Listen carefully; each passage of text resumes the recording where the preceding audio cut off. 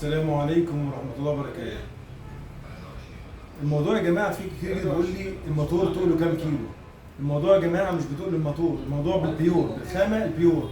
يعني النهارده الدهب مش بالكيلو، الدهب بالجرام. النهارده لما تتكلم على خامة الموتور اللي خامة عالية جدا جدا جدا بمواصفات اتحاد أوروبي.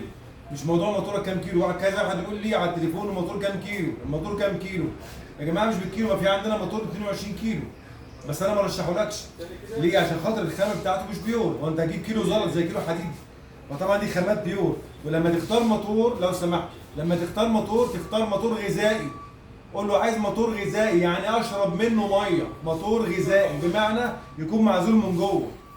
موتور تتاكد انه معزول من جوه، موتور تتاكد ان الالات السحب بتاعته ستانلس ستيل، تتاكد ان بيت الاولسيل ستانلس ستيل. عشان بيت الاولسيل لو مش ستانلس ستيل بيتاكل، البيت بتاع الاولسيل بيتاكل وبيجيب ميه من هنا. ولما يجيب ميه من هنا البيت نفسه بيكون باظ، بيضطر تغير البيت كله على بعضه. بيت الاولسيل تغيره كله على بعضه، وطبعا حاجه مزعجه ومكلفه جامد. انا عندي هنا في ليو بيت الاولسيل ده ستانلس ستيل، يعني فور ايفر، استحاله يحصل له اي حاجه. انما تتكلم النهارده تقول لي انا عندي الموتور بالكيلو، مش بالكيلو طبعا. وتتكلم على الودن بتاعت الموتور بتاعتك ودن محمله، تقابل ودن محمله، يبقى ده جديد معاك، يستحمل ضربات وفك زي ما انت عايز، هيفي ديوتي. تتكلم على الصابونه ستانلس ستيل، البوبينه ستانلس ستيل، العمود ستانلس ستيل، تمام؟ بوبينه 8 سم.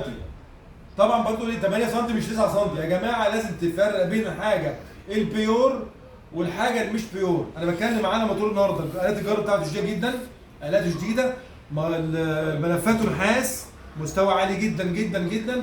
وقبل كل ده وده تسال نمره واحد، موتوري غذائي ولا لا؟ ركز عشان دي نقطه فايته ناس كتير جدا، نقطه مهمه جدا جدا فايته ناس كتير جدا. موتوري ده غذائي ولا لا؟ يعني ممكن اعمل كده، انا موظف الكيمياء بالبلدي، ممكن اعمل كده ولا لا؟ اعمل كده الاقي صدى في ايدي، الاقي صدى، اشرب صدى؟ لا طبعا مرفوض. لكن نعمل الاقي هنا معزول عزل فرن، وجوه هنا معزول عزل فرن. يعني معناها مش هلاقي كمان شويه كوم الصدى قد كده بتطلع لي ميه عندي صدى، والاقي فقش بعد كده تعمل كوره صدى وتتفقش تطلع لي ميه بصدى. ناس كتير جدا على الصفحه بيشتكوا عندي بيقولوا الميه بتطلع بصدى. يا عم سامي ليه؟ لان حضرتك ما اشتريتش موتور غذائي. انا ليه بقول موتور ليو؟ وليه متمسك بموتور ليو؟ عشان موتور ليو يا جماعه موتور غذائي، بعيدها كذا مره. عشان لما تشتري حاجه لصحتك، تشرب منها ميه، تشرب اولادك منها ميه وانت مطمن. خلاص طالما عدى على الستانلس ستيل دي، عدى على الستانلس ستيل، شرب ميه تتغسل خلاص. سؤال معلش كده بالبلدي، لو سبت النحاس شويه، تمام، 10 دقائق وسبت 10 دقائق، سؤال بالبلدي، احط لساني هنا على الستانلس ستيل وانا مطمن وابلع، ولا احط لساني على النحاس وابلع؟ انت جاوب نفسك انت. يبقى انا بتكلم عن نقطه مهمه جدا جدا جدا فايته جميع الناس، ان كان مهندس، ان كان راجل فني، اذا كان راجل العميل، كل اهم حاجه عنده بكام. انا مشكله العميل عندي يقول لك بكام، لا مش بكام. قبل ما تسال بكام، اسال الاول موتورك ده اللي هيدخل ميه في بطنك وبطن عيالك ده غذائي ولا لا؟ هيفيدك ولا هيضرك؟ تمام، اسال الاول. زي ما بتسال المحمول بكام، المحمول بايه، المحمول بتسال 100 واحد اشتري محمول ايه، 100 واحد اشتري شقه فين، 100 واحد اشتري عربيه منين. لسه برضه تسال وتعرف الموتور بتاعي ده اللي تشرب منه ميه انت واولادك، الموتور ده ينفعني غذائي ولا لا؟ دي اهم حاجه عندي في الموتور كله. بعد كده بقى هلاقي مواصفات اوروبيه، بعد كده الاقي شفط جديد، بعد كده هلاقي عندي مواصفات نحاس عالي جدا. بعد كل ده وده لازم اركب شغلي بخطه عمل. انما هات سباك، هات فروماك، التع، خلصت، حصل مصيبه، المشكله عندك انت. التركيب ده يا جماعه لازم يكون تركيب عام زي ما يكون روشته الدكتور مديك روشته، ده قبل الاكل وده بعد الاكل وده مره واحده ودي حقنه كل شهر. تمشي على التعليمات بالتعريف. المواتير دي اي مواتير ان كانت بتركب لازم تركبها بخطه عمل عشان تطلع في النهايه بفضل الله. مدرسه سامي جد الله بتقول لك تطلع في النهايه بزيرو صيانه. ما تقعدش كل يوم والتاني بالونه اوتوماتيك، عداد، نحاسه، اتحرق، اتلف، عايز بلي، ضرب اولسين، تقعد كل يوم هلكه اموال.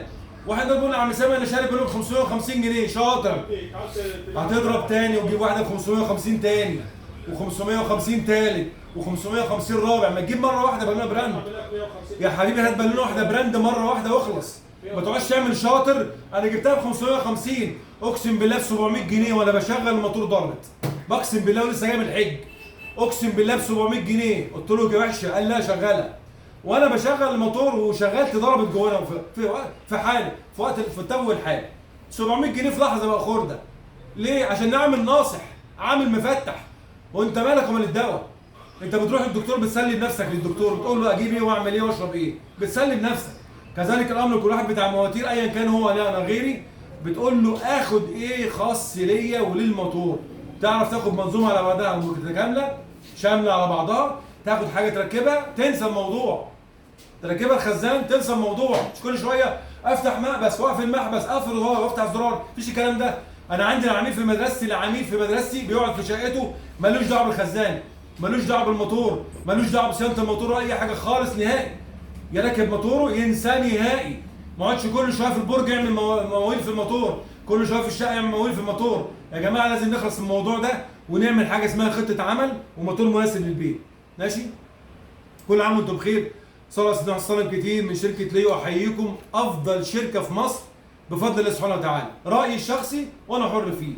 زي ما اقول لك انا ابويا احسن اب في الدنيا، انا امي احسن ام في الدنيا، انت حر يا عم. خلاص انت حر. انا برضو بالنسبه لي شركه ليو احسن شركه في العالم كله. انا بالنسبه لي كده، انا حر بتكلم عن نفسي انا. ممكن اقول عن نفسي انا سامي جد الله احسن واحد في الدنيا، انت حر. قول زي ما تقول. في احسن غيرك مليون مره، ماشي، بس انا حر في نفسي. خلاص؟ نهار ابيض. ربنا يصلح حالكم، صلوا عليه كتير صلى الله عليه وسلم، والسلام عليكم ورحمه الله وبركاته.